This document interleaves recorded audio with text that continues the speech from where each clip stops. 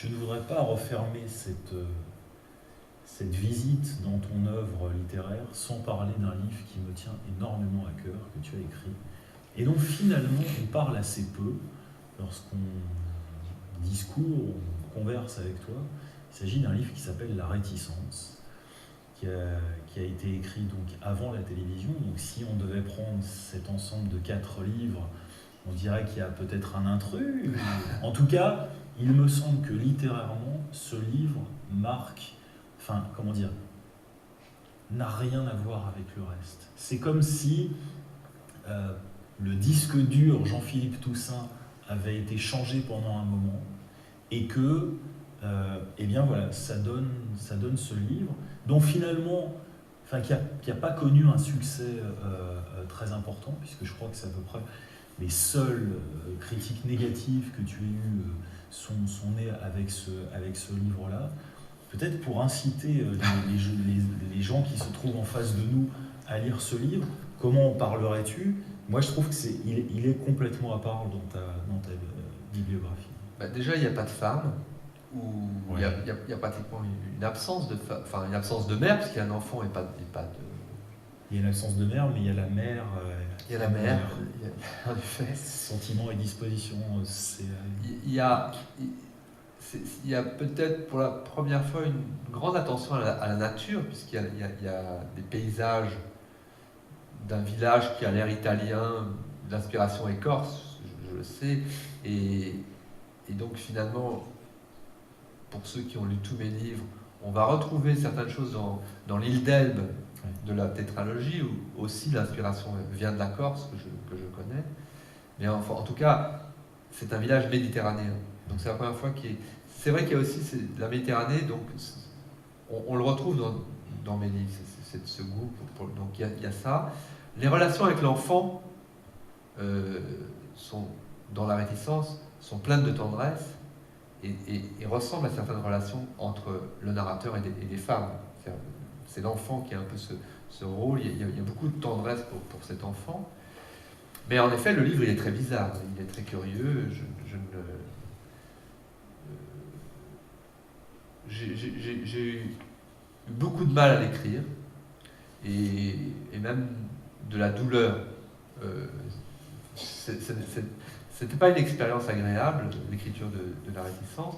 J'étais content d'avoir été au bout de ce livre, mais je l'ai porté comme un fardeau. Ça a été une expérience douloureuse, et qui s'est terminée de façon pas très agréable pour moi, parce que quand le livre est sorti, comme tu l'as dit, c'est le seul où j'ai eu des mauvaises critiques dans Le Monde, dans Libération. Il a été mal accueilli parce qu'on attendait de moi que j'écrive toujours le même livre, au sens... On m'avait catalogué comme jeune auteur, amusant, impertinent, désinvolte, plein d'humour, et là, il n'y avait pas d'humour, il y avait une gravité, il y avait quelque chose d'un peu... Il y avait un chat mort qui n'était pas très glamour. Enfin bon, il y avait toute une sorte d'ambiance. C'était pas ce qu'on attendait de moi. C'était pas...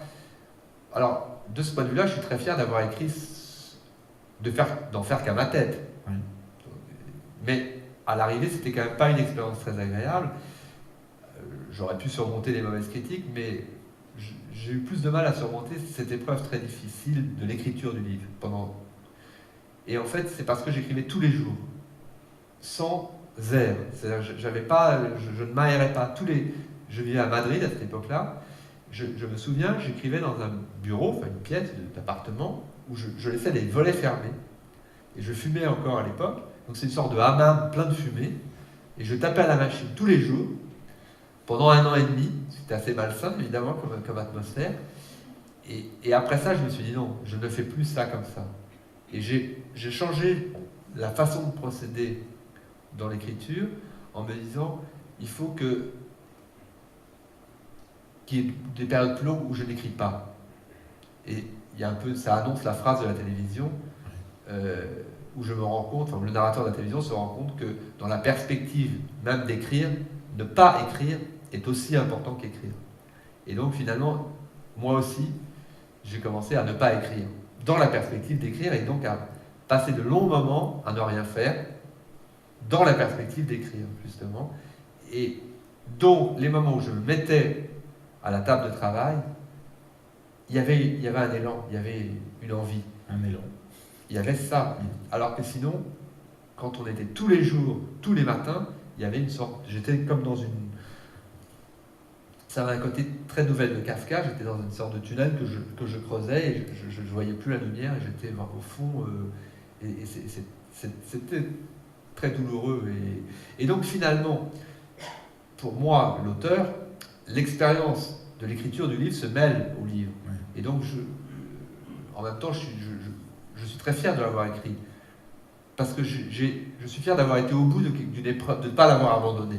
J'étais pas loin de l'abandonner. C'est un roman plus les coulisses d'un roman. Oui. Et alors, il y a sans doute... il y a aussi quelque chose de... La douleur, le côté doloriste de l'écriture est très présent. Et donc, ça peut produire des choses très belles. Enfin, enfin, je pense à Kafka qui a toujours eu cette difficulté à écrire le moindre mot, et puis de temps en temps l'élan venait et il écrivait un texte en une nuit. Et donc c'était...